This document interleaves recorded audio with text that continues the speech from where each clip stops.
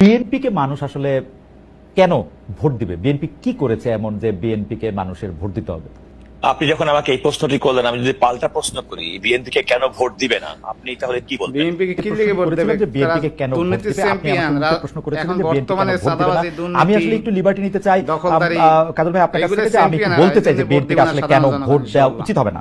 আমরা বিএনপির শাসনামল 2001 থেকে 2006 সাল যেটি দেখেছি সেটি দেখেছি ঘুষ, দুর্নীতি, দুঃশাসন, দুর্নীতির মহাসড়ক ছিল, হ্যাঁ, দুর্নীতিতে ঠিক আছে, চ্যাম্পিয়ন ঠিক হতে আছে। দেখেছি 1 আমরা থেকে 6 বিএনপিকে। সাল পর্যন্ত 10টা দুর্নীতির কষ্টের মহাসড়ক প্রবেশ ছিল। দেখেছি, বিরোধী দলের নেতার সমাবেশে গ্রেনেড হামলা দেখেছি, তত্ত্বাবধায়ক সরকার ব্যবস্থা ধ্বংস করে একজন মাত্র বিচারককে প্রধান বিচারপতি এবং তত্ত্বাবধায়ক সরকার ব্যবস্থা প্রধান রাখার জন্য সংবিধান পরিবর্তন করতে দেখেছি।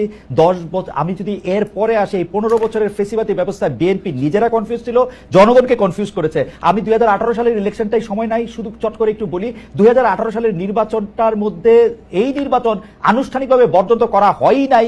সেই নির্বাচনে কারচুপি সম্পূর্ণভাবে নিশ্চিত হওয়ার পর বিএনপি তার সংসদ সদস্য 6 জন বা 5 জনকে শপথ নিতে পাঠিয়েছে এবং মহিলা সদস্য আসলে কোটাটাও নিয়েছে। তারেক সাহেবের কথা যদি বলি, আমরা দেখেছি তারেক সাহেব এই সময়ের মধ্যে সবচেয়ে ভালো ভালো কথাগুলি বলতেছেন, সে কথা সত্য, কিন্তু তার কথা যে কেউ শুনতেছেন না সেটি হচ্ছে যে তারেক সাহেবের দলের লোকেরাই তার কথা শুনতেছেন না। সেজন্য চাঁদাবাজি থেকে শুরু করে বিভিন্ন সন্ত্রাস, থানাঘেরাও এগুলি কিন্তু চলতেছে এবং তারেক সাহেবই বারবার বলতে হচ্ছে এই নির্বাচন খুব কঠিন হবে এবং এই তৃণমূল কিন্তু আসলে বিএনপির কেন্দ্রীভূত না।